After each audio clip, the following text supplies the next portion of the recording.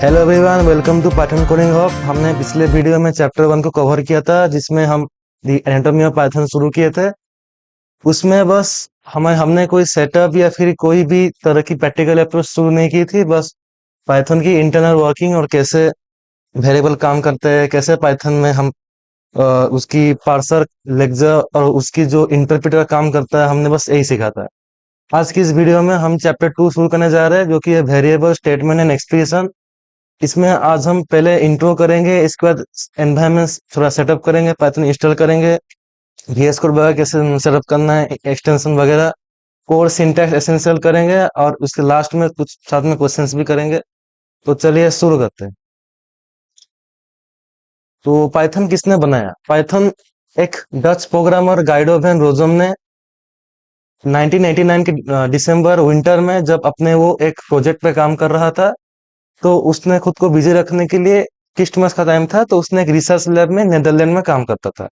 तो उसे एक न्यू स्क्रिप्ट फोकस्ड लैंग्वेज बनानी थी।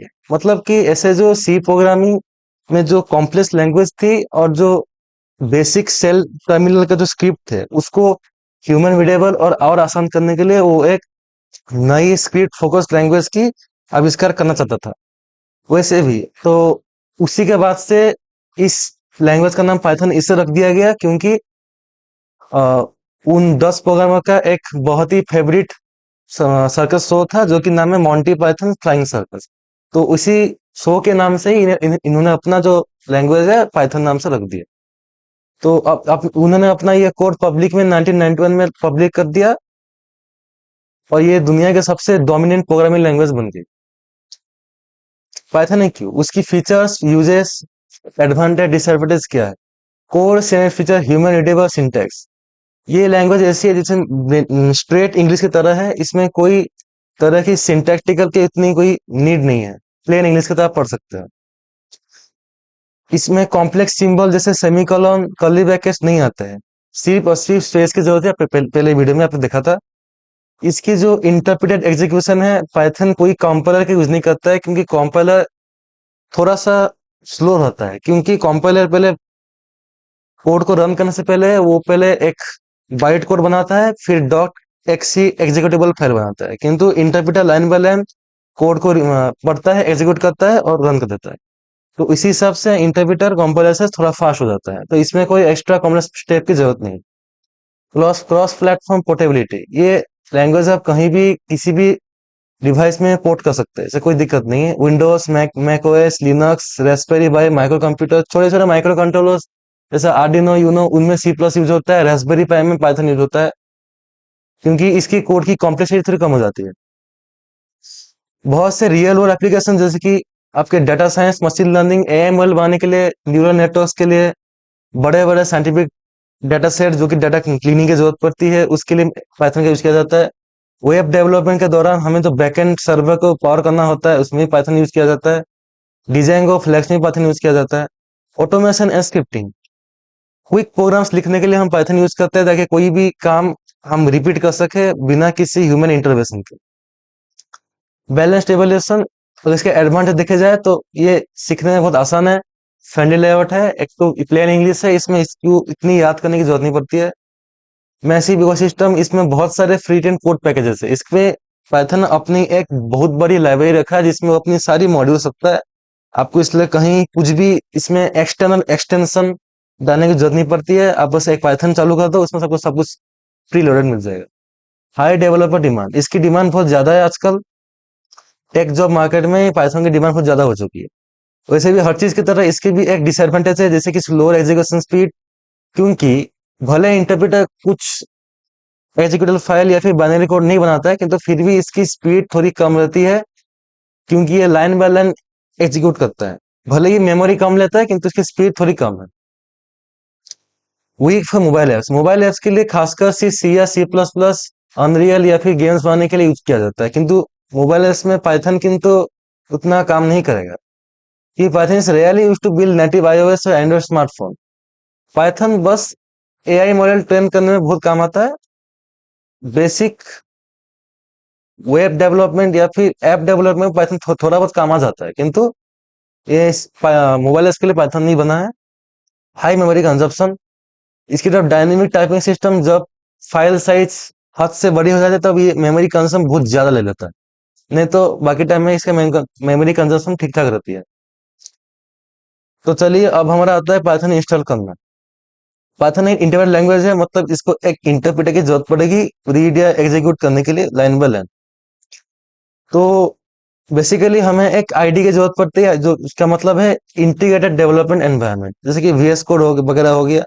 तो उससे पहले वीएस कोड रैम 1 GB पका के ले लेता है, क्योंकि वीएस कोड एक क्रोमियम बेस्ड ब्राउजर्स के बेस पे ही चलता है, वो बिना इंटरनेट के चलेगा नहीं। तो बिना इंटरनेट चलने के लिए हमें उसमें एक्सटेंशन डाउनलोड करने पड़ेंगे। इसके बाद आप अगर आप इंटरनेट ऑफ कर दें तो आपका वो वीएस कोड अपने आप विदाउट ऑफलाइन चलेगा। तो अब हम देख लेते हैं कि पाइथन को कैसे इंस्टॉल करना है, जो कि जो मेन फाइल जो है python.org में जाके यहाँ डाउनलोड सेक्शन में क्लिक कर देना है। इसके बाद यहाँ पे आपको जितनी पाइथन यूज फाइल आ जाएगी, लेटेस्ट अब तक 3.15 है, तो हम इसको यूज नहीं करेंगे क्योंकि प्री रिलीज है। तो आप यहाँ देख सकते हैं रिलीज वर्जन पाइथन 3.14.6 जून 10 को आया था, तो इसको आप डाउनलोड कर सकते हैं।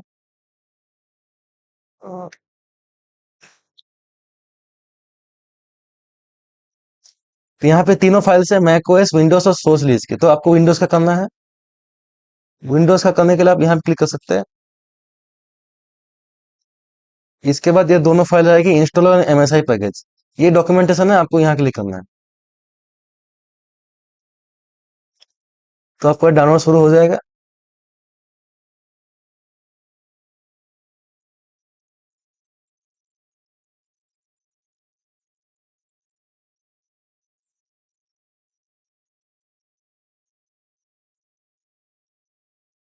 तो जब तक डाउनलोड हो रहा है, हो ही गया है, तो अब हम इसको इंस्टॉल करेंगे।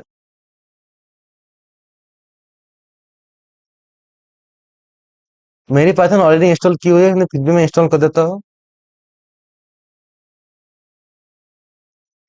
एमएसआई में ऐसे ही हो जाता है, किंतु इसमें और एक पहले एक ड्रॉप डाउन विजार्ड खुलता था इंस्टॉलर का, अभी तो एमएसआई आ गया, थोड़ा एडवांस हो चुकी है। तो अगर आपका ड्रॉप डाउन वाला अगर इंस्टॉलर खुलता है, तो आपको पहले उसको ओपन कर देना है, उसमें ये वाला जो ऑप्शन है क्लिक कर देना है, add Python exe to path. Path में करने से क्या होगा कि आपको पाइथन जो है टर्मिनल में रिकॉग्नाइज हो जाएगा कि पाइथन कभी और मिस नहीं होगा, क्योंकि कुछ कुछ अगर आपने पाथ में पाइथन और एक्सी को ऐड नहीं किया तो आपके पाइथन कमांड काम नहीं करेंगे। इसका आपको टर्मिनल खोल लेना है और ये वाला कोड रन कर देना। ये है वर्जन चेक करने के लिए, पाइथन आपका वर्जन इंस्टॉल हुआ है कि नहीं हुआ।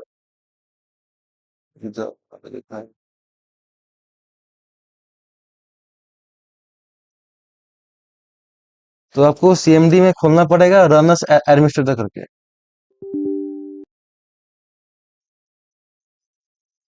तो आपको ये कोड लिख लेना है।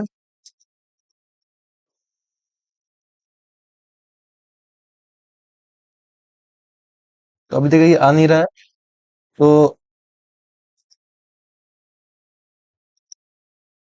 पाइथन इंस्टॉल कर देने के बाद आपको यहाँ पे सीएमडी में ये वाली कोड रन करनी है। इसका आपको ये या फिर कुछ तो एक वर्जन नाम का चीज आएगा, और आपको आइडियल खोल के ये वाला प्रिंट या हेलो वर्ल्ड जो सबसे फेमस होता है, प्रिंट करके चेक कर लेना है कि यहाँ पे काम कर रहा है या नहीं कर।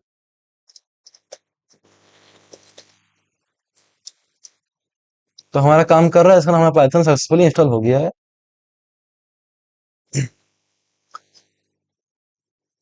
ये एक्सरसाइज बेसिकली आपके लिए, फिर भी मैं यहाँ पे सॉल्व कर दे रहा हूँ। आप डिस्क्रिप्शन में इसकी फाइल मिल जाएगी, आप दोबारा इसको चेक कर लेना। When installing Python of Windows you must check the box add to. ये अगर ये नहीं किया जाए तो फिर आपके टर्मिनल में पाइथन रिकॉग्नाइज ही नहीं होगा कि पाइथन एक्चुअली टर्मिनल से बात करता है। स्टूडेंट के script name program dot tech at Python score in it. तो इसको टर्मिनल से अगर यूज रन करना है तो हमें फाइल नेम के जो है डॉट पाई के एक्सटेंशन से करना है, तब जाके चलेगा। तो इसे हम इतना देख नहीं रहा। अगर आपका ये वाला कोड रन करने के बाद अगर अगर पाइथन नॉट फाउंड अगर शो हुआ, तो इसका मतलब है कि आपने ऐड पाइथन टू पाथ नहीं किया है, इसीलिए वो इंस्टॉल प्रोसेस में फेल हो गया है। आपको दोबारा उसको अनइंस्टॉल करके आपको दोबारा इंस्टॉल करना पड़ेगा। The file extension used for all standard Python script files is .py.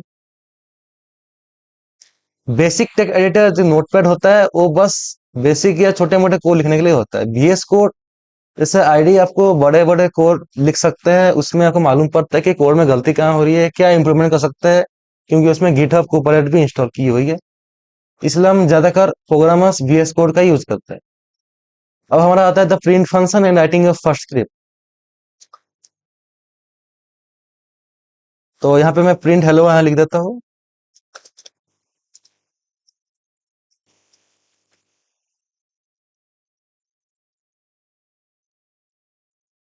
यहाँ देखे हेलो प्रिंट हो चुका है।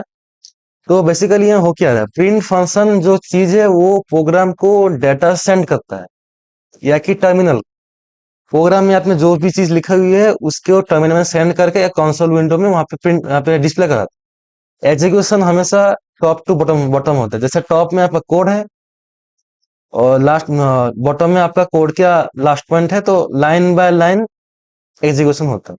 तो इसकी सिंटैक्स आपको जैसे प्रिंट हेलो वर्ल्ड है, सिंटैक्स ऐसी कुछ है, प्रिंट पैरेंथेसिस के अंदर में वैल्यू 1 वैल्यू 2 जो भी यहाँ लिख सकते हो। अगर आपको एक वैल्यू प्रिंट करें तो एक कर सकते हो, दो करें तो कॉमा देके बढ़ सकते हो। सेपरेटर इस चीज के लिए अगर आप सेपरेट यूज करेंगे तो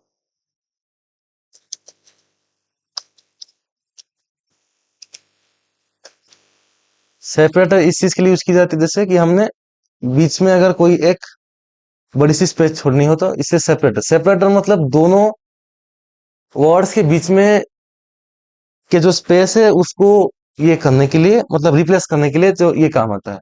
और एंड इक्वल टू एन, मतलब जब भी एक पैराग्राफ एंड होता है तो उसके बाद में एक न्यू लाइन या बगैर आप कुछ भी डाल सकते हैं।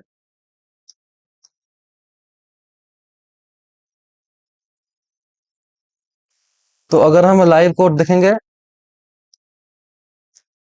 तो यहाँ क्या हो रहा है, प्रिंट हेलो पाइथन लर्नर्स। तो यहाँ पे एक पैराग्राफ है, सिंगल कैरेक्टर के लिए सिंगल कोड चाहिए, बड़े कैरेक्टर के लिए डबल कोड चाहिए। यहाँ पे ये प्रिंट हो जाएगा। प्रिंट वेलकम टू, यहाँ पे एक वर्ड प्रिंट किया फिर कॉमा दे दिया, फिर क्लास किया फिर कॉमा दिया फिर 101, तो इसकी आउटपुट ऐसे आ जाएगी, पहले वाले की ऐसे आएगी। अब हमने किया print apple banana cherry, separator हमने ये एरो वाले सिंबल दे दिए, तो इससे बीच में ये वाली जो सेपरेटर होती है ये वाली आ जाती है कि आपको जो भी प्रिंट करना है उसके बीच में डेलीमीटर या सेपरेटर का यूज करना है। तो ये है लोडिंग स्क्रीन, एक टाइप का वही है। And equal to pin triple dot आ जाता है, तो लोडिंग के बाद आपका कुछ ऐसा शो होता है। तो ये कंप्लीट यहाँ क्यों हुआ है, क्योंकि ये कंप्लीट यहाँ पे and equal to new line नहीं है। बेसिकली आपका बाय डिफॉल्ट आप कोई भी पैराग्राफ में कोई भी चीज को प्रिंट करते हैं तो उसका एंड लाइन हमेशा न्यू लाइन ही हो जाता है। अगर आपको एंड लाइन चेंज करना है तो आप ये करेंगे तो न्यू लाइन, अब बेसिकली अभी 3 डॉट आ चुका है तो इसलिए यहाँ पे 3 डॉट पे न्यू खत्म हो जाता है। इसके बाद जो प्रिंट होता है वो यहाँ इसके लाइन में ही कंटिन्यू हो जाता है। अब हम ये वाली जैसे लाइन सब सिंपल है, यहाँ पे एक पर एक लाइन प्रिंट हो चुकी है। अब हम बढ़ते हैं दूसरे एक्सरसाइज की तरफ में, फाइंड द आउटपुट। तो इसकी आउटपुट क्या आएगी, थोड़ा बड़ा कर देता हूँ दिखाएगा। तो हमने यहाँ पे प्रिंट किया है पाइथन ईच फन सेपरेटर, हमने दे दिया हैश। तो अगर हम इसको प्रिंट करेंगे तो हमें ऐसे कुछ मिलेगा।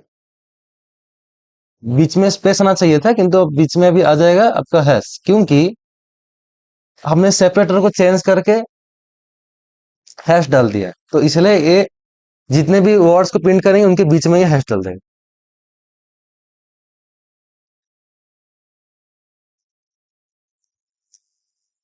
तो अब देखते हैं कि इसका क्या आउटपुट होगा। इसका हेलो वर्ल्ड होगा, क्योंकि यहाँ पे एंड आपका तो यही था, भले ये स्टेटमेंट इससे अलग है। तो ये दोनों बेसिकली अगर देखे तो अलग अलग लाइन में प्रिंट होना चाहिए था, किंतु ये हमने एंड ऑलरेडी यहाँ पे एक स्पेस दे दिया है तो ये वर्ल्ड भी स्पेस के बाद ही प्रिंट हो जाएगा, एक ही लाइन में प्रिंट होगा।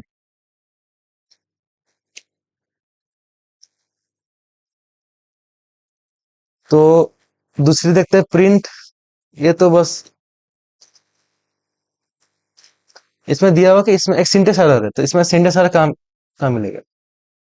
देखो, VS कोड यूज करने का फायदा ये है कि इसमें ऑलरेडी बोल दिया है कि इसमें यहाँ पे कुछ गलती है। फिर भी हम रन करते हैं, ये वाली ब्रैकेट सिंटेक्स सिंटेक्स एरर नाम आया है, ये ब्रैकेट कभी क्लोज ही नहीं हुआ। तो अगर हम यहाँ पे क्लोज कर देंगे तो ये ठीक हो जाएगा। बहुत सारे क्वेश्चन ऐसा MCQ में आ जाता है, जल्दबाजी में हम टिक कर देते हैं तो दिखता नहीं है इतना। तो इसलिए ये सब सिंटेक्स एरर चेक करना चाहिए।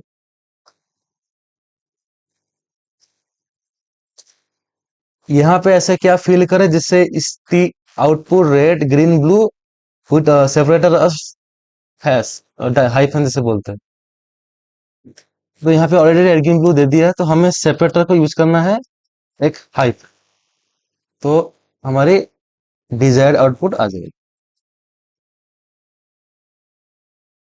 नेक्स्ट देखना है ये वाला।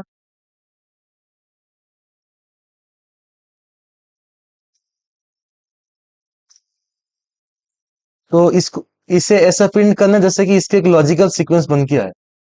तो अगर हम इसको रन करेंगे तो इसकी लॉजिकल सीक्वेंस नहीं आ रही है, तो हमें क्या करना है, ये स्टेप 1 जो है, ज्यादा कुछ नहीं करना है, स्टेप 3 को यहाँ से हटा के यहाँ ले आना है, तो ये अपनी लॉजिकल सीक्वेंस में प्रिंट होगी। राइट, एक गलती से एक आ गया है फुल स्टॉप। अब प्रिंट करेंगे तो इसकी लॉजिक से स्टेप 1 आ गया, get the 2 slice of bread split peanut butter it's a sandwich, step 1 2 3 इसमें हो गया। अब हम दूसरी बात है आउटपुट देखेंगे, इसकी आउटपुट क्या आएगी। प्रिंट A B, और सेपरेटर हमने कुछ दिया नहीं है, कुछ नहीं है, एंड भी कुछ नहीं। तो बेसिकली यहाँ पे ABC आना चाहिए। हाँ, क्योंकि AB के सेपरेटिव नहीं है, इसलिए AB दोनों क्या बोलते हैं जुड़े हुए प्रिंट हो गए। इसके बाद C का जो एन लेंथ हमने चेंज करके बस एक कुछ नहीं किया है नन, तो C भी आपकी न्यू लाइन में नहीं आएगा, AB के बाद ही आ जाएगा। तो अब हम देखते हैं ये वाला, इसमें तो कुछ है नहीं रखने के लिए। बस आपको तो खोजना है कि इसमें आप सिंटा सारा कहाँ है, क्योंकि ये करंटली इनवैलिड है। आपको मालूम VS कोड ने बोल चुका है कि इनवैलिड है। तो यहाँ पे दिया हुआ है पाइथन से हेलो वर्ल्ड, तो यहाँ पे कोड की मिस अरेंजमेंट,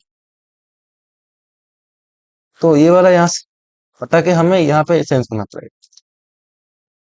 तो अब ये रन हो जाएगा पाइथन से हेलो वर्ल्ड। इसलिए एक नॉर्मल आइडल से आईडी के करने से अच्छा VS कोड में करने का फायदा ये है कि इसमें मालूम पड़ जाता है कि गलती कहाँ हो रही है, इसमें कोड की डिबगिंग और आसान हो जाती है, और कहाँ क्या चेंज करना है, क्या इम्प्रूवमेंट करना है, ये भी अपने आप बोल देता है। चलिए बढ़ते हैं, तो अब हमारा आता है variable assignment and dynamic typing. Variable तक पहले भी देखा था, आप कंप्यूटर मेमोरी स्टोर होता है, एक नेम लोकेशन है।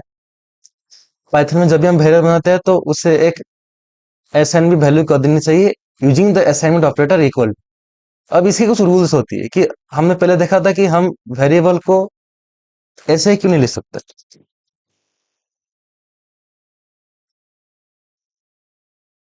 ऐसे तो लिख सकते थे, ऑलरेडी VS कोड एक वार्निंग दे रहा है, क्योंकि हम इसको लिख नहीं सकते, इसमें एक एरर आ जाए, क्योंकि इसमें सिंटेक्स का नाम का है इनवैलिड डेसिमल लिटरल। क्योंकि रीजन ये है इसका होने का, तो पाइथन जो वेरिएबल नेम है नंबर से या फिर अंडरस्कोर के अलावा कोई भी स्पेशल कैरेक्टर से चालू नहीं हो सकता, क्योंकि इससे क्या होता है, सिंथेटिक एम्बिग्यूटी आ जाती है। इसकी मतलब है कि पाइथन जब भी वेरिएबल नाम एक नंबर से शुरू होते दिखता है, तो वो उसको सोचता है कि इसकी डेटा टाइप क्या होनी चाहिए, क्योंकि उसकी जो डेटा टाइप है उसी डेटा मैच नहीं होती। पाइथन थोड़ा घबरा जाता है कि करना क्या है। इंटरप्रिटर कोड को ठीक से पास नहीं कर पाता है कि इसकी जो भाई नंबर से शुरू हो रही है, तो इसके वेरिएबल क्या हो सकता है, ऐसे वेरिएबल के वैल्यू क्या डाले, इसकी डाटा टाइप क्या हो, वो सब काम नहीं करता, इसलिए लास्ट में एक एरर आ जाता है। तो इसे क्या करता है कि पाइथन की जो इंटरनल लेक्चर है उसको कोई भी एक वेरिएबल के कैरेक्टर्स को मीनिंगफुल टोकन से variable number operator break down करती है। Enforcing strict numbering will prevent collision during process. Collision हो जाता है क्योंकि मान लो अगर आप एक वेरिएबल में नंबर डाल रहे हैं, आपने नंबर्स में नंबर डाल दिया, जैसे एक वेरिएबल ये भी तो हो सकता है, टू एक वेरिएबल है 5 ले लिया, तो ये क्या, ये बेसिकली एक नॉनसेंस काम हो गया। क्योंकि यहाँ पे एक सेम लेटर को सेम, क्योंकि कोई भी वेरिएबल की फर्स्ट कैरेक्टर से मालूम पड़ता है उस वेरिएबल का टाइप क्या है। तो इससे कुछ रूल्स होती है, जैसे variables should not start with number, number से शुरू नहीं होना चाहिए। They must start with lower upper letter और special character like underscore. Underscore क्या बोलता है आपका, परमिसिबल है। लोअर अपर कैरेक्टर यूज कर सकते हैं, जैसे कि ऐसे हो गया या फिर ऐसे हो गया। इसकी एक केसिंग भी होती है, जैसे कैमल केस हो गया, जैसे कि आपने ऐसे लिख दिया टू, ये हो गया कैमल केसिंग, मतलब कि बीच का सिर्फ आपका जो होगा कैपिटल होगा, बाकी सब स्मॉल में होगा। आपका सब पैस्कल केसिंग भी होता है, तो बाद में देखेंगे। पाइथन इज केस सेंसिटिव, क्योंकि ये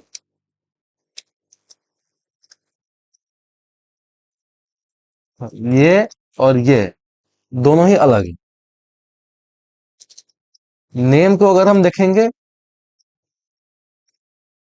और ये कैपिटल वाला नेम देखेंगे, तो दोनों की जो वेरिएबल अलग ही आएगी, कभी सेम नहीं आने वाली।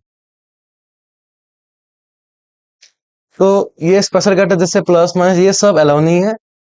बस आप एक अंडरस्कोर यूज कर सकते हैं, नहीं तो फिर लो अपर लेटर। शुरुआती का नंबर बोल रहा हूँ, पूरा नहीं। शुरुआत करने के बाद आप इसके बाद स्टार्टिंग में अगर लो लेटर या फिर अंडरस्कोर डाल दिया, इसके बाद आप नंबर डालो, जो डालो कोई फर्क नहीं पड़ता है। अब इसमें कमेंट्स, कमेंट पहले आप देख लिया होंगे, कमेंट्स में एक हैश डालने से ही कमेंट बन जाता है। This is a comment. इसके बाद आपका ये ट्रिपल कोट में भी कमेंट, मतलब मल्टी लाइन करने के लिए, जैसे इसमें दिस कमेंट 2 लाइन्स, ये लाइन है, आप किसी कितने भी लाइन कर सकते हैं, कोई फर्क नहीं पड़ेगा। तो वेरिएबल की पैटर्न ये variable name equal to value. इस नेमिंग की आप रूल जाननी होगी। तो तो अब मैं आपको बताऊंगा, ये वेरिएबल, ये ये इन चारों में से कौन सा सही है, कौन सा गलत है।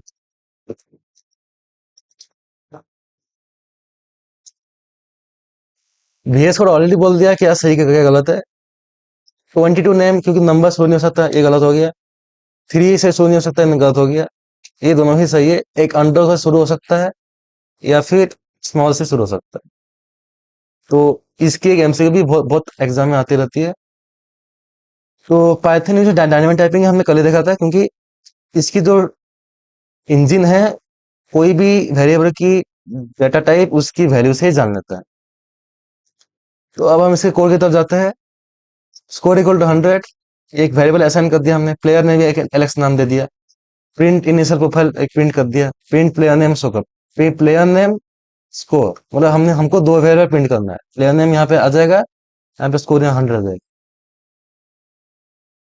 दोनों आ गया। बीच में एक स्पेस बाय डिफॉल्ट आ जाता है, क्योंकि हमने यहाँ कुछ डाला नहीं है, बाय डिफॉल्ट स्पेस ही आता रहता है। रीअसाइनमेंट माने हमने एक वेरिएबल असाइन किया स्कोर 150, अपडेटर स्कोर, स्कोर हमें प्रिंट कर दिया, स्कोर को यहाँ पे दिखा दिया स्कोर 150।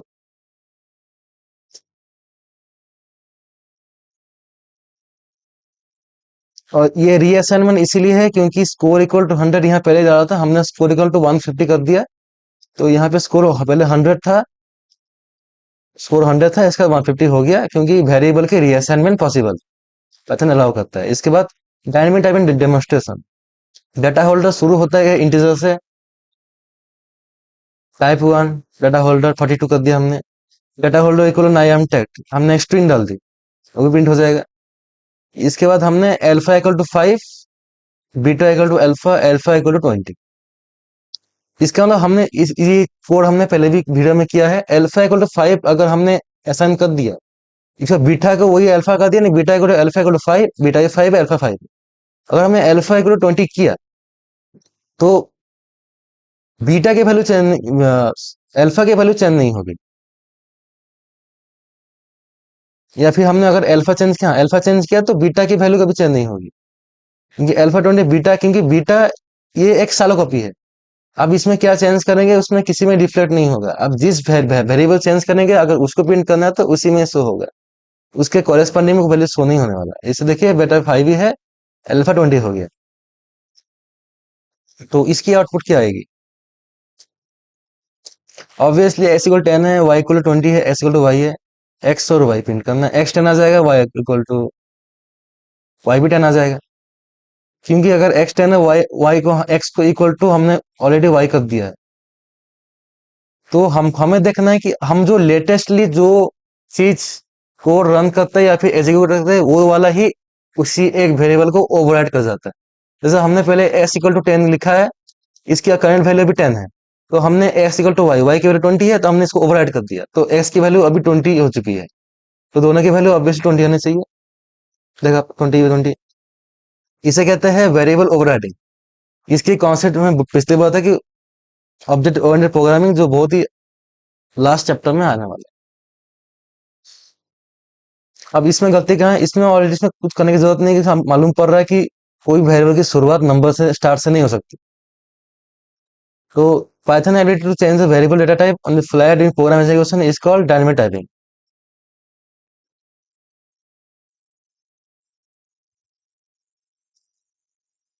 इसमें ऐसा क्या करना है, जैसे कि एप्पल की काउंट 5 से इंक्रीज हो जाए, तो हमें इसको फिल करना है। इस पर करना क्या?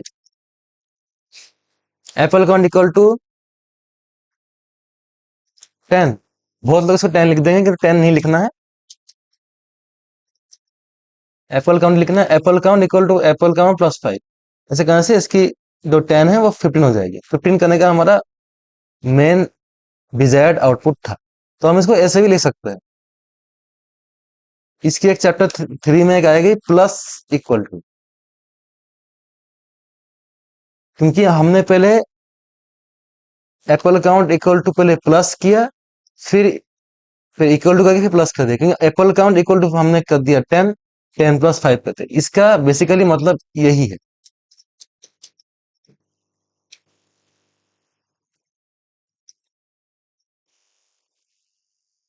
इसका शॉर्टकट ये है और इसका डेफिनेशन ये है। ये दोनों ही सेम आउटपुट है, दोनों में सेम प्रिंट होगा, 20 ही होगा। 20 नहीं होगा, मैं यहाँ पे एक रेकर हो चुका है ये वाला, तो इसकी वैल्यू सेम ही आएगी, 50 नहीं आएगी। तो अब हम जाते हैं expression A equal to 5 is mathematically identical to 5 equal to A. गलत बात, वेरिएबल कोई 5 नहीं हो सकता, क्योंकि 5 एक इंटीजर है, नंबर है, नंबर से कोई वेरिएबल शुरू नहीं होता। इसकी आउटपुट निकालनी है हमें, value green, value gold, value blue. तो पहले हमने ग्रीन किया, एक ही फिर इस वेरिएबल सेम वेरिएबल हमने गोल्ड लिख दिया, फिर उसमें हमें ब्लू लिख दिया, तो इसकी वैल्यू ऑब्वियसली ब्लू ही आएगी, जो लेटेस्ट होगा वही आएगा, ब्लू ही आ गई। Variable swapping. स्वैपिंग एक बहुत ही फेमस कोडिंग प्रॉब्लम है। हम कोई भी वैल्यू को लिखते थे उसको, मतलब हम स्वैप कर सकते हैं, रिवर्स कर सकते हैं, मतलब कि अगर ए की वैल्यू 1 है, बी की वैल्यू 2 है, स्वैप करने से अगर घूम जाएगा तो ए की वैल्यू 2 हो जाएगी, बी की वैल्यू 1 हो जाएगी। जैसे एम की वैल्यू 1 है, अभी एन की वैल्यू 2 हमने शुरू कर दिया। टेम्प एक टेम्पररी हम लेते हैं, ये आपको बाकी कोडिंग प्रॉब्लम में बहुत काम आएगा। टेम्प मतलब टेम्पररी वेरिएबल ले ले, टेम्प इक्वल टू एम, हमने एम को यहाँ ले लिया। अब उसी एम एम में हमने ले लिया है एन यानी 2। ऑलरेडी एम की जो वैल्यू है हमें इसको प्रिजर्व करना है, तो हमने इसमें टेम्प में प्रिजर्व की हुई है। फिर एम की वैल्यू हमने 2 कर दी, तो हमें स्वैप करना है, ये 2 को हमें एम में लाना है, ये एन में हमको 1 लाना है, तो हमने एम में 2 कर दिया, अब एम की वैल्यू 2 हो चुकी है। अब एन को जब 1 करने के लिए एन इक्वल टू 10 करेंगे, अगर इसको प्रिंट करेंगे तो ये 2 और 1 प्रिंट होगा, 1 2 होना चाहिए, 2 1 होगा, हमने स्वैप कर दिया। बस कोई भी स्वैपिंग प्रॉब्लम बड़ी से बड़ी आएगी तो बस इसी को याद करना है, temp equal to M, M equal to N, N equal to 10। तो अब हमारा आता है कि पाइथन की इंडेंटेशन की स्ट्रिक्ट रूल्स। जैसे हमने पहले देखा जावा या सी प्लस प्लस में जो कर्ली ब्रेसेस या फिर सेमीकोलन यूज होता है एक कोड ब्लॉक को ग्रुप करने के लिए, पाइथन बस एक स्ट्रक्चरल इंडेंटेशन व्हाइट स्पेस यानी टैब जो कि चार चार स्पेस की होती है उसको यूज करता है। तो इसके रूल से सारी कोड स्टेटमेंट बस एक ही ब्लॉक में indented by the exact same number of space, यानी एक टैब में चार स्पेस होता है, चार ही इंडेंट होनी चाहिए। अगर उसके आगे लेना है तो दो होगा, तीन होगा। The standard practice is four spaces पर इंडेंटेशन लेना, चार स्पेसेस की एक स्टैंडर्ड प्रैक्टिस है। Mixing space in tab varying the space count will trigger an indentation error. एक एरर आ जाएगा कि या भाई आपकी स्पेस ठीक नहीं है अगर आप एक भी स्पेस गलती करेंगे। अब हम इसको देखते हैं, print this line run at base level level 0, ये तो भाई प्रिंट हो जाएगी।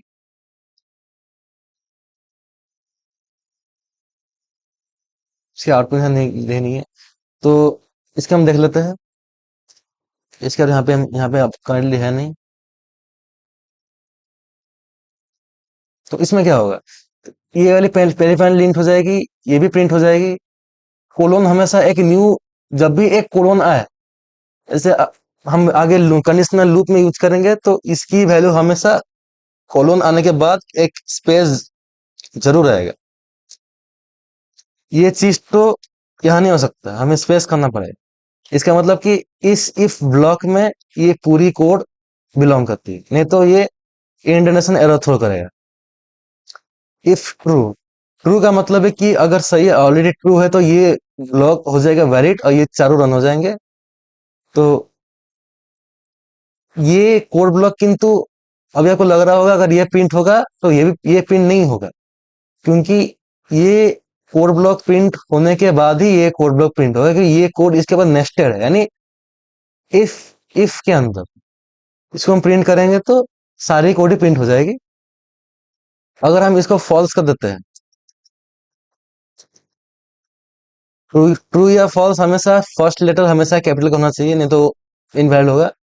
तो पहली दो लाइन रन हो जाती है और ये लास्ट लाइन रन होती है। लास्ट लाइन हमेशा रन हो क्योंकि ये सारे कोड कोड ब्लॉक से बाहर, ये दोनों को रन नहीं हो, क्योंकि ये जब ये फॉल्स हो चुका है तो ये वैलिड, ये पूरी इनवैलिड हो चुकी है, तो ये भी रन नहीं होगा भले ये ट्रू क्यों ना हो।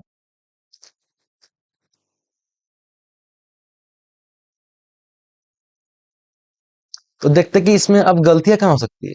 इमीडिएट क्रैशेस, अगर हम ऐसे प्रिंट करेंगे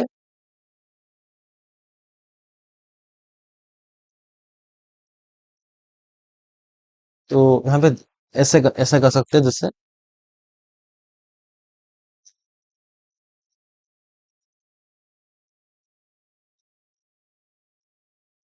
अगर हम इसको ऐसे स्पेस कर देंगे,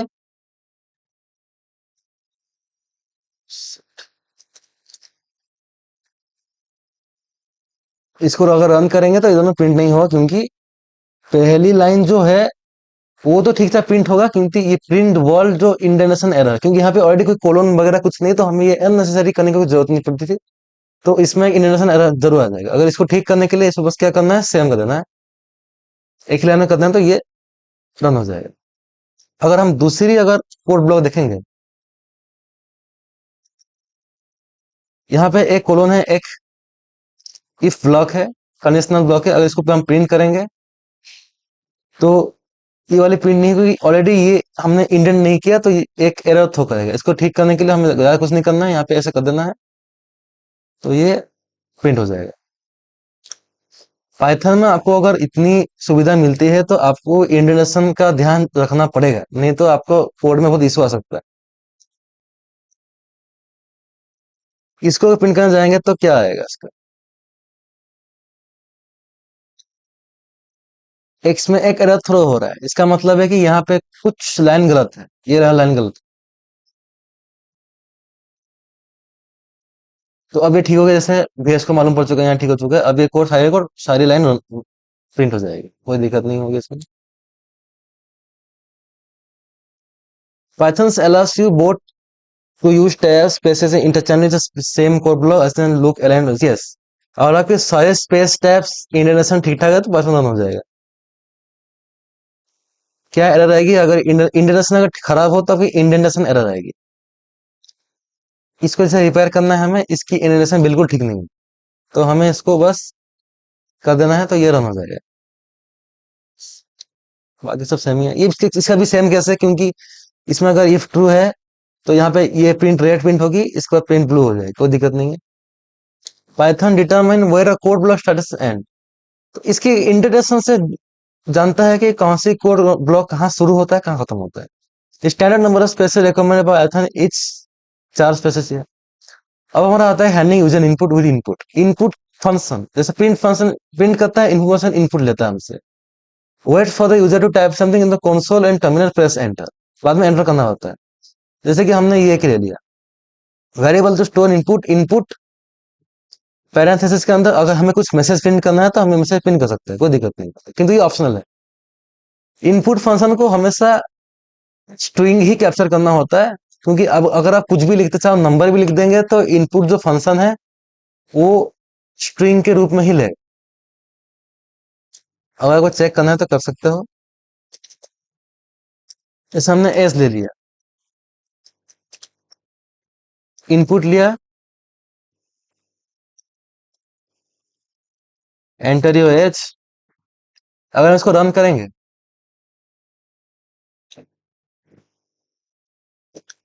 साथ में हम आईडी भी प्रिंट कर देते हैं ताकि मालूम पड़े कि हाँ एक्चुअली इनपुट फंक्शन लेता क्या है। तो यहाँ पे एक आगे आपको यहाँ कुछ एक, जैसे हम 25 एंटर कर दिया, एंटर मार दिया, आईडी नहीं प्रिंट करनी है, सॉरी, टाइप टाइप, ये भूल जाता हूँ। और हम टाइप प्रिंट करेंगे 25, अगर हमने एंटर कर दिया तो इसकी जो क्लास है देखो str आ रही है, इसके मतलब है इनपुट पर्सन बाय डिफॉल्ट। अगर आप इसको बाहर से अनाउंस नहीं करेंगे कि भाई तुमको लेना क्या है तो वो स्ट्रिंग ही लेगा, उस इनपुट के बाय डिफॉल्ट एक आदत है। तो ये एक सिंपल सा है, हमने एक इनपुट लिया है, वेलकम ऐप यूजर ने प्रिंट कर दिया तो हम देखो एक देव सर आ गई, तो सिंपल है, स्ट्रिंग स्ट्रिंग ही हम डाले, स्ट्रिंग ही आएगा, इसमें क्या। अगर हम नंबर इनपुट करेंगे तो टाइप, अब देख सकता मैंने अभी आपको करके दिखाया, 7 इनपुट करेंगे तो टाइप str आ रहा है, अभी आपने करके देख लिया। अगर हम नंबर इनपुट करेंगे तो इसको हम,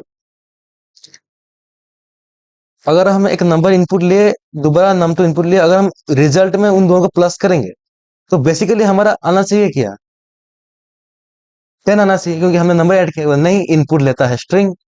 तो अगर 5 5 करना 10 नहीं 55 है, 5 एक स्ट्रिंग है, दोनों स्ट्रिंग को कॉन्केटेंट करेंगे तो दोनों स्ट्रिंग जुड़ जाते हैं, ना कि उसका कोई सम होता है, स्ट्रिंग मर्ज मर्ज होते हैं।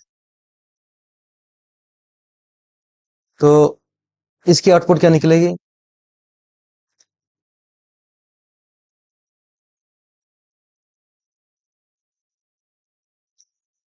जैसे मैं अपनी एज 20 रख दिया, 20 ईयर्स ओल्ड, क्योंकि यहाँ पे अपने यूजर एज इनपुट की 20 तो 20 इस यूजर एज में जाके स्टोर हो गया।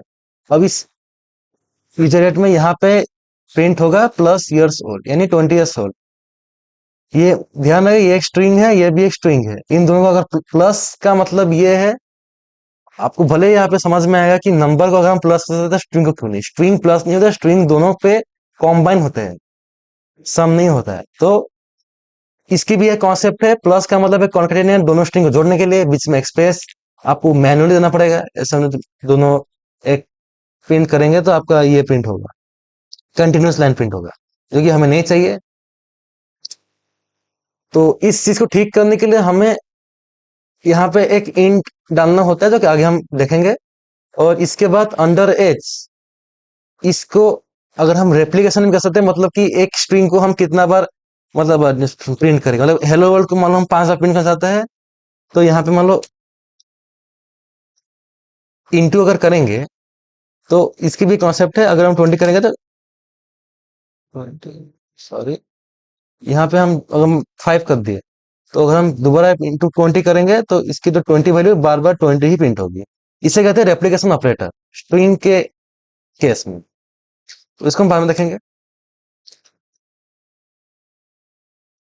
इसमें फिल इन द ब्लैंक करना है, इसमें से क्या फिल करना, जैसे हमें मैसेज है एंटर कलर, एंटर कलर करने के लिए ऑब्वियसली डबल कोट में एंटर कलर ही लिख देना है, तो करेंगे तो एंटर कलर आपका आ जाएगा। उसके बाद जो कलर डालना है, रेड में तो फेवरेट रेड है भाई, रेड में रेड डाल दिया मैंने। अब ट्रेस एंड प्रेडिक्ट, सॉरी, तो इसमें हमने first equal to input last input print last first, इसमें हम क्या क्या करेंगे, इसको अगर रन करेंगे तो हमने एक तो हमने मैसेज नहीं दिया इसलिए ब्लैंक प्रिंट होगा, हमने टू प्रिंट कर दिया, थ्री प्रिंट कर इन कर दिया, इसके बाद थ्री टू प्रिंट हो जाएगा, क्योंकि हमने लास्ट और लास्ट को पहले प्रिंट करने का लिखा था, लास्ट थ्री या टू, ठीक है। वाई दैट इनपुट की expect unusual if you try to immediate math math operation अगर हम डेटा पे करेंगे, जैसे हमें स्ट्रिंग में मैथ मैथ ऑपरेशन करें तो काम नहीं करने वाला।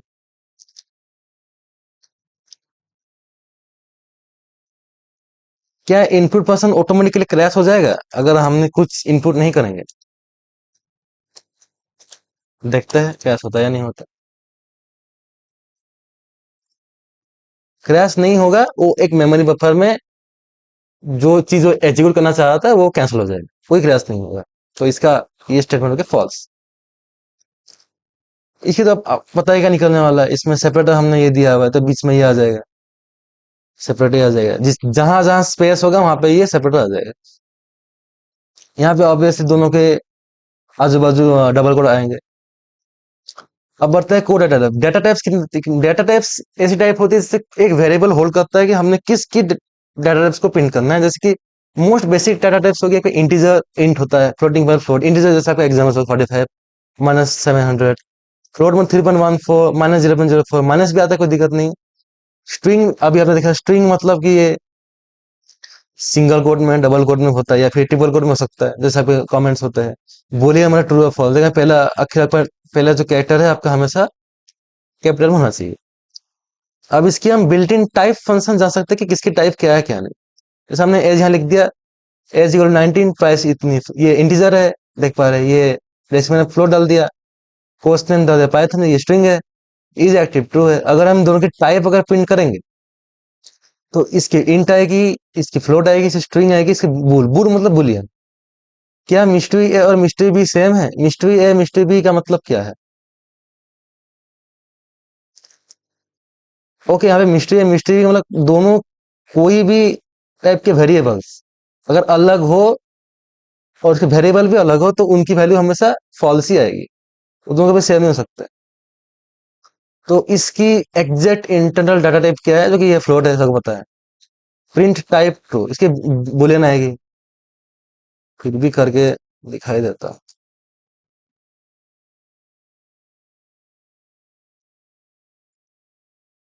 बुल नहीं आएगा, सॉरी, यहाँ पे एक डबल कोट दिया होता है, यहाँ पे एस टी आर आएगी, ठीक है।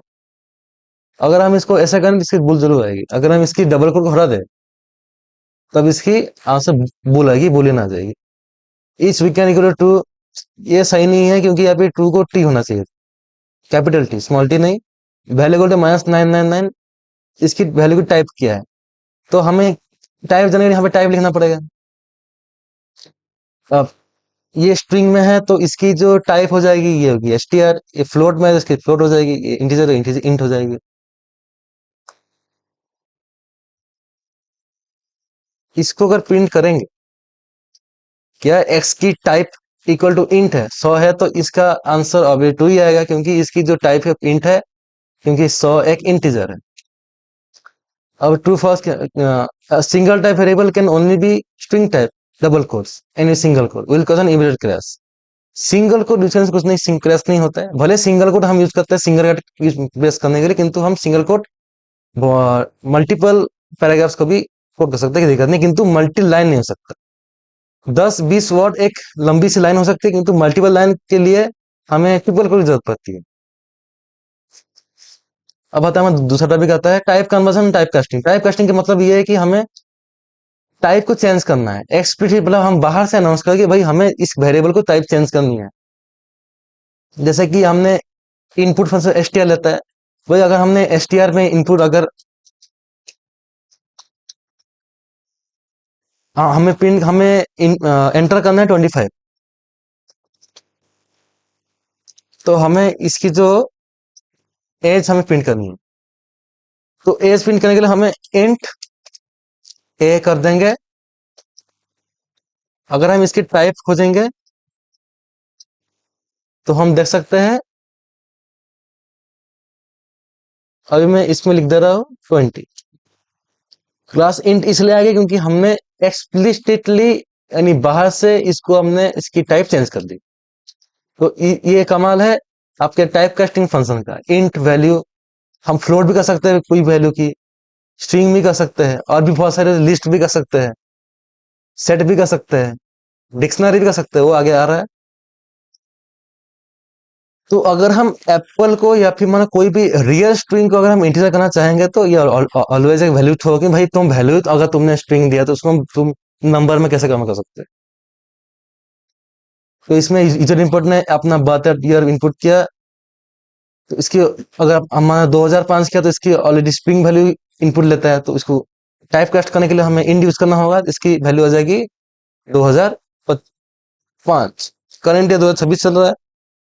कैलकुलेट एज एज कैलकुलेट किया मैंने इसको। आप ये फाइल आप ऑलरेडी मैंने डिस्क्रिप्शन में डाल दिया है, तो आप इसको जाके देख सकते हैं। यहाँ इतना मैं डिस्कस नहीं कर रहा। इंटू फ्लोट,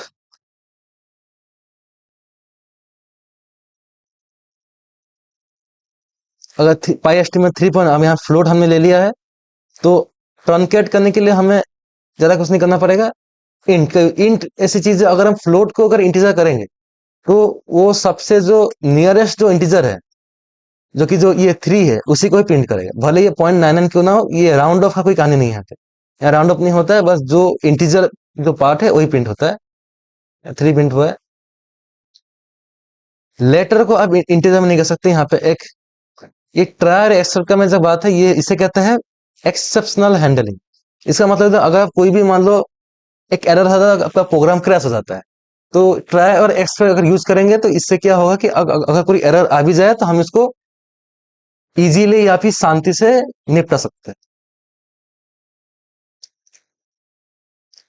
तो इसकी तो आउटपुट हमेशा इंटीजर ए, यहाँ पे इसकी जो टाइप का स्ट्रिंग है 10 हो जाएगी, 20 हो जाएगी, तो इसकी आंसर 30 आ जाएगी।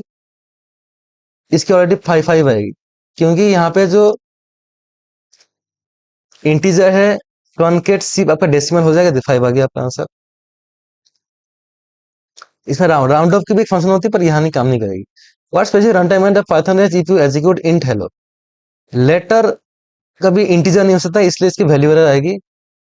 इसमें ऐसा क्या डाले जिसकी इसकी जो वैल्यू है डेसिमल से ऐड हो जाए।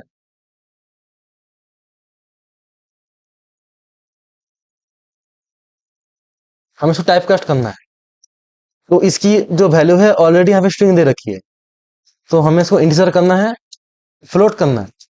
क्योंकि हमें डेसिमल लाना है, फ्लोट करने से इसकी वैल्यू आ जाएगी कितनी, 24.99। देख सकते हैं, फ्लोट का यूज कर सकते हैं हम लोग, इंटीजर नहीं। Value 50, text value STR value, value को स्ट्रिंग करके 50 एक स्ट्रिंग हो जाएगी। टेक्स्ट वैल्यू प्लस 0, इसकी आंसर 500 आएगी स्ट्रिंग में।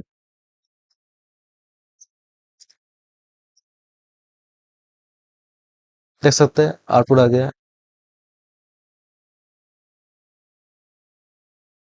तो combining a float with integer by in would down the value to nearest whole number।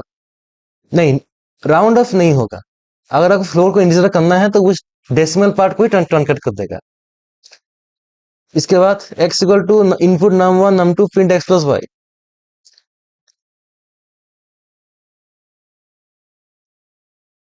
इसके माना हमने 20 डाल दिया, 20 डाल दिया, इसके आंसर 20 दिया, क्योंकि यहाँ पे हम इनपुट किया है, इस हमको टाइप कास्ट नहीं किया इसमें, तो इसकी वैल्यू हमेशा स्ट्रिंग कॉन्केनेंट होके ही आएगी। अब हम बढ़ते हैं अगले टॉपिक की तरफ, जो बेसिक एक्सप्रेशन इवैल्यूएशन। एक्सप्रेशन हमें बहुत है, एक्सप्रेशन बताऊंगा मैं आपको। एक्सप्रेशन का मतलब ये होता है जैसे ऑपरेशन, ऑपरेटर यूज करना, प्लस माइनस इनटू डिवाइड, एक सिंगल आउटपुट वैल्यू निकालने के लिए। तो पाइथन एक स्टैंडर्ड ऑर्डर फॉलो करता है, जिससे कहते हैं हम पेडमस, यानी पैरेंथेसिस, पहले आपका ब्रैकेट इवैल्यूएट होगा, फिर एक्सपोनेंट होगा, फिर मल्टीप्लाई, फिर डिवीजन, फिर एडिशन, फिर सब्ट्रैक्शन। ये आपने बहुत पहले क्लास 3 या 4 मैथ में किया होगा। क्योंकि आपके प्लस से पहले हमेशा अगर इंटू ही होता है, और डिवीजन से पहले आपका पहले ब्रैकेट्स होते हैं, ब्रैकेट से आपका वो जो आपका एक्सप्रेशन छोटा होता है, फिर आपका डिवीजन या सब मल्टीप्लिकेशन होता है, इसका आपका सब्ट्रैक्शन एडिशन होता है। तो ये सब तो आपको बोलने की जरूरत नहीं है, आपको कुछ पता ही है। तो अब हम आगे हैं, हम देख सकते हैं कि अगर हम पाइथन में 5 + 3 लिखे तो इसकी तो आंसर को पता है क्या आएगी।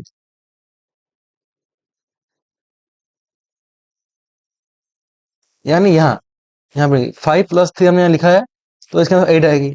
अगर हमें 5 + 3 × 8 लिखा है तो इसमें आंसर क्या आएगी? 5 + 3, इसकी जो वैल्यू है, बहुत लोग उसमें 15 नहीं हो, 8 नहीं होगा, पहले 3 × 8 पहले होगा 24 + 5 = 29। अगर हम पैरेंथेसिस में अगर लिखेंगे 5 × 3 + 8, तो पहले जो ब्रैकेट के अंदर है वो होगा, फिर इंटू होगा, इसके बाद एडिशन होगा, 15 + 8 = 23। तो ये जो चीज है आगे नेक्स्ट चैप्टर में आ रहा है डिटेल में। अब हमें एक कैलकुलेटर बनाना है। जैसे हमने एक ले लिया है num1,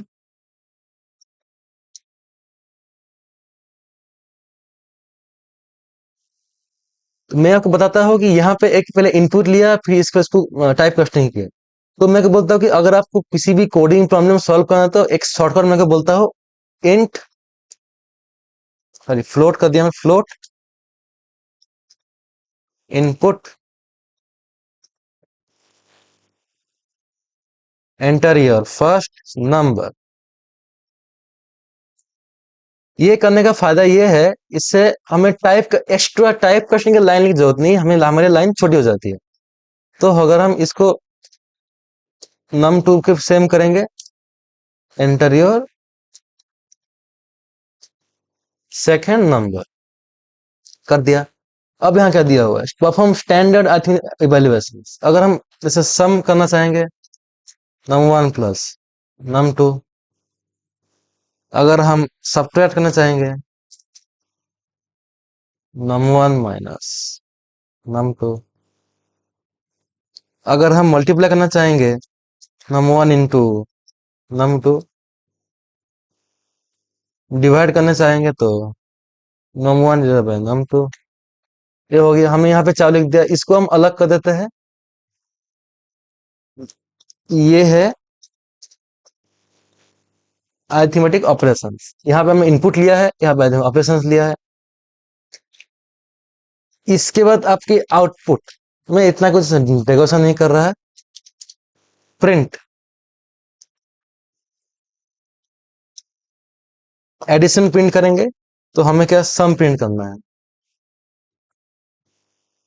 प्रिंट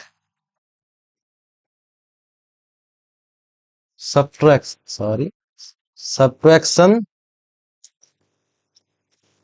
सब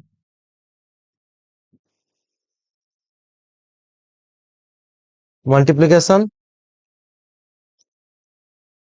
वेरिएबल ले लिया, और लास्ट में आता है आपका डिवीजन, ले लिया है। अब क्या करना, अगर हम इसको रन करेंगे तो हमसे 2 नंबर इनपुट करने को कहा जाएगा।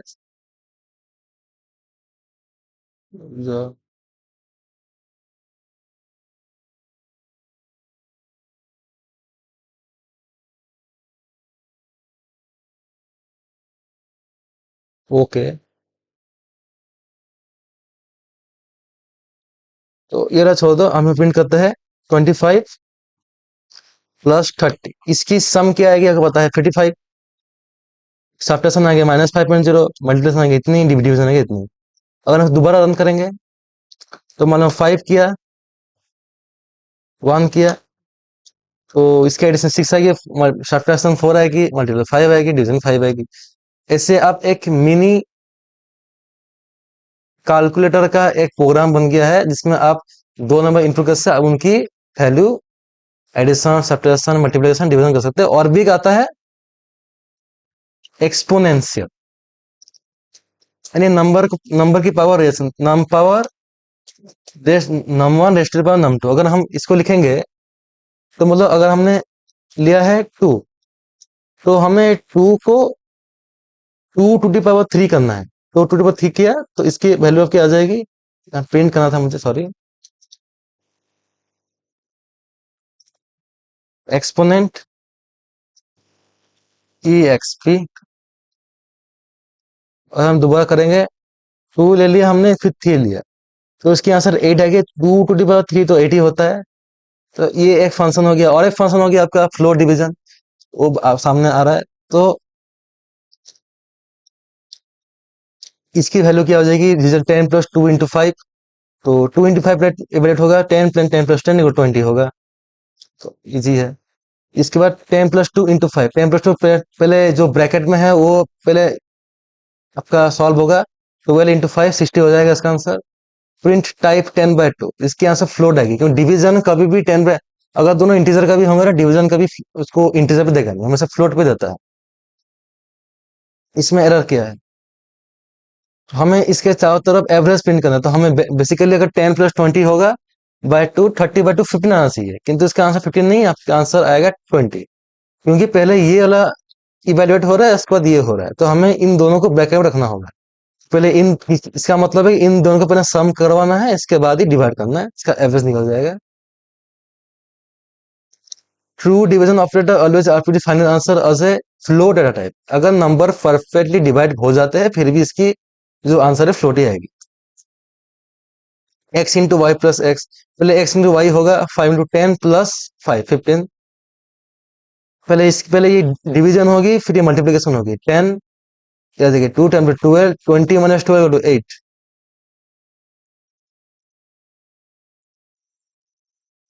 अब ये भी वही सेम चीज है, तो अगर हम इसको देखेंगे तो इसकी जो वैल्यू है, ये एक स्पेशल टाइप की प्रिंटिंग फॉर्मेटिंग फंक्शन है, इसको हम बाद में देखेंगे। एफ स्ट्रिंग से हम किसी भी, मतलब उसमें हम जो डिस्प्ले करना है वो भी हम किसी भी डिजायर किसी भी तरीके से कर सकते हैं, ये एफ स्ट्रिंग यूज करके। तो इसके आंसर टाइप ए, तो पहले टाइप ए प्रिंट किया होगी, इसकी वैल्यू ऑब्वियसली क्या आएगी, फ्लोट ही आएगी। अब फ्लोट डिवीजन क्या आएगा, इसे देख सकते हैं हम। फ्लोट इसका इंट है कि फ्लोट डिवीजन हमेशा इंट रिटर्न करता है, चाहे परफेक्टली डिवाइड हो या ना हो। फ्लोट डिवीजन का मतलब है टेन बाय थ्री ऑब्वियसली आना चाहिए, आपको क्या थ्री आना चाहिए। फ्लोट डिवीजन का मतलब ये है कि आपका डेसिमल पॉइंट को ट्रांसलेट कर देता है, सिर्फ इंटीजर शो होता है। अब ये तो बताइए क्या होगा। फाइव वन टू ये इसीलिए हुआ है क्योंकि पहले ये राइट टू लेफ्ट होता है, कुछ कुछ जो ऑपरेशंस होते हैं वो लेफ्ट टू राइट या फिर राइट टू लेफ्ट होता है, इसकी जो ऑपरेशन है एक्सपोनेंशियल, ये राइट टू लेफ्ट होता है। पहले three to the power two होगा नाइन, इसके बाद two to the power nine होगा फाइव वन टू। इसको दिए आपका आ जाएगा x Python y three x into y, तो मतलब पाइथन को तीन बार मल्टीप्लाई करना, इससे हम रेप्लीकेशन कहते हैं। X plus S T R y Python three, तो यहाँ पाइथन में तीन बार हो गया, पाइथन थ्री स्ट्रिंग जुड़ गया कि हमने वाई को जो इंटीजर था हमने इसको टाइपकास्ट करके स्ट्रिंग कर दिया था। इसके बाद ये जो message hello world message zero करें, हम स्ट्रिंग के कोई भी पार्ट को एक बार डिक्लेयर करने के बाद चेंज नहीं कर सकते, एक टाइप एरर आएगा। स्ट्रिंग के भी एक चैप्टर है, वो बाद में आएगा। स्ट्रिंग की एक पूरी एक बड़ी चैप्टर है, इसमें ये सब इसके फंक्शंस, उसके मेथड, इसके सब कुछ इसमें दिया हुआ है। अब ये वाला तक देख लेते हैं हम। Second equal to L ice class your data science user name to Bob, तो ये सही नहीं है क्योंकि यहाँ पे इंटीजर है। क्लास किसी भी कीवर्ड की जो नाम है हम इसको वेरिएबल नाम यूज नहीं कर सकते, इसकी एक एरर आएगी। तो हम इसको भले ही ऐसे कर सकते हैं कि तो क्लास नहीं आ सकता। हम इसको आप देख सकते हैं, क्लास और इस क्लास में फर्क क्या है। इसे कहते हैं पाइथन की केस सेंसिटिविटी। क्लास एक ऑब्जेक्ट ओरिएंटेड प्रोग्रामिंग में एक हिस्सा है, तो वो हम बाद में आएगा। यूजर नेम हाइफन यूज नहीं होगा, अंडरस्कोर यूज कर सकते हैं। जब अभी कोई वार्निंग कुछ नहीं आ रहा है। तो स्वैप, तो मैं आपको बोला कि एफ स्ट्रिंग की जो ये जो मॉडर्न फॉर्मेटिंग स्टाइल है, एफ स्ट्रिंग लेके कुछ भी प्रिंट कर सकता है। तो इसकी जो स्वैपिंग है कितनी आसान हो जाती है कि आपको कुछ टेम्प वगैरह टेम्पोररी वेरिएबल लेनी नहीं पड़ेगी, दोनों इनपुट कर दिया, उसको प्रिंट करते वक्त स्वैप कर दिया, आपका वैल्यू भी वैसे ही आ जाएगा, कोई दिक्कत नहीं। यहाँ का स्वैप करना हो तो हम इसको क्यू लिख देंगे, तो इसको हम लिख देंगे पी, तो 1599 को स्वैप होकर ना हो जाएगा 1950 50। इसलिए एफ स्ट्रिंग फॉर्मेटिंग बहुत ही पॉपुलर चीज है आजकल। तो हमें क्या करना है इस क्वेश्चन में, दिया गया कि हमें एक यूजर इनपुट लेना है, उससे फ्लोट में कन्वर्ट करना है, फिर 5 से मल्टीप्लाई करके एक ट्रंकेटेड इंटीजर प्रिंट करनी है। तो हमने इनपुट ले लिया, तो हम यही से ही इसको टाइप कास्ट कर देंगे, फ्लोट कर देंगे। एक एक ही लाइन में, हमें दोबारा इतना लिखना नहीं पड़ेगा। अब हम इसको मल्टीप्लाई करेंगे, result equal to data into 5 print int. Int truncate कर देंगे हम, सिर्फ इंटीजर पार्ट प्रिंट होगा। अगर मिले 20, देखिए 100 प्रिंट हुआ, इसमें कोई डेसिमल प्रिंट नहीं है क्योंकि हमने इंट करके ट्रंकेट कर दिया है।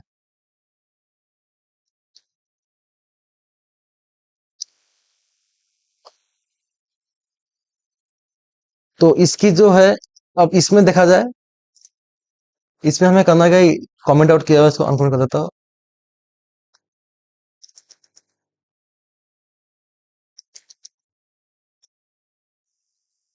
ईच इंस्टेंस, ईच इस ये एक फंक्शन है।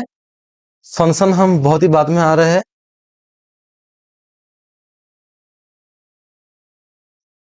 ईच इंस्टेंस एक ऐसी फंक्शन के नाम है, फंक्शन का एक चैप्टर है, उसमें देखेंगे। इसे हम चेक कर सकते, एक मॉड्यूल है, एक पैकेज में आता है कि हम एक वैल्यू लेके हम चेक कर सकते हैं कि उसकी जो टाइप है वो इंटीजर है या नहीं है, विदाउट हमें कोई कोड लिखना नहीं पड़ेगा। तो अगर इसकी वैल्यू 2 हुई तो ये प्रिंट होगा, नहीं हुई तो ये प्रिंट होगा। तो देख सकते हैं 0.5 है तो ऑब्वियसली ये इंटीजर नहीं बनेगा।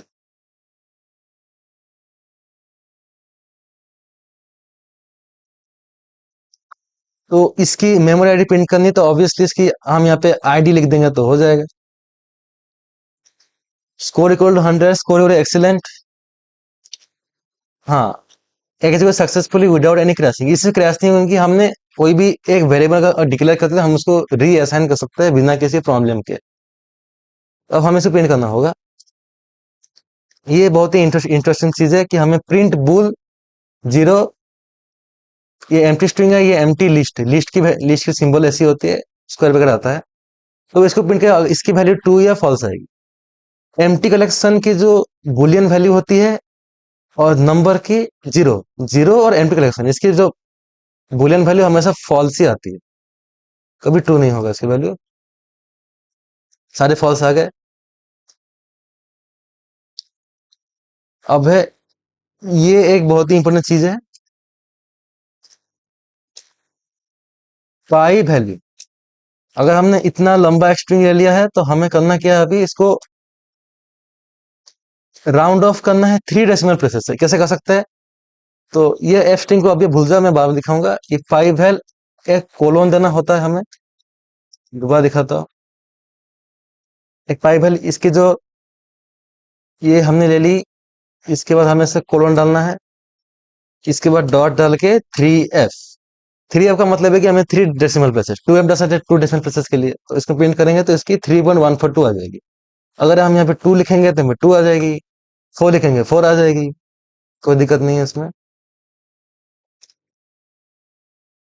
अब इसमें इम्प्लिसिट कास्टिंग बाउंड्रीज, तो देखेंगे ये एक इंटीजर है, तो हम इसको स्ट्रिंग से प्लस नहीं कर सकते, क्योंकि इसको करने के लिए हमें यूजर एस को क्या बोलते हैं, उसको टाइप कास्टिंग करनी होगी स्ट्रिंग से। ये बहुत ही एडवांस चीज है, मैं फिर भी दिखा दे रहा हूँ। आपकी विंडोज फोल्डर में कोई भी पाथ को, एक फाइल हैंडलिंग की एक चैप्टर है, वो जब आएगा मैं दिखाऊंगा। ये अगर आप किसी भी फाइल की लोकेशन को कॉपी और पाथ करेंगे तो आपकी जनरली ऐसी फाइल आती है। अगर ऐसे अगर फाइल आती है तो आपकी ऐसी कुछ प्रिंट हो जाता है, क्योंकि slash backward slash n backward slash t एक एस्केप सीक्वेंस है। मतलब बैकस्लैश एन का मतलब न्यू लाइन, बैकस्लैश टी का मतलब टैब सीक्वेंस। तो अगर आप ऐसे नॉर्मल कॉपी पेस्ट करेंगे किसी भी फाइल लोकेशन को, वो तो एरर ही प्रिंट करेगा, मतलब वो काम ही नहीं करेगा। इसके लिए हमें रॉ स्ट्रिंग का यूज करते हैं, जिसे कहते हैं आर स्ट्रिंग्स। तो इसमें अगर हम इसको आर कुछ नहीं करना है, इसके बाद में बस यहाँ सिर्फ एक आर लिख देना है।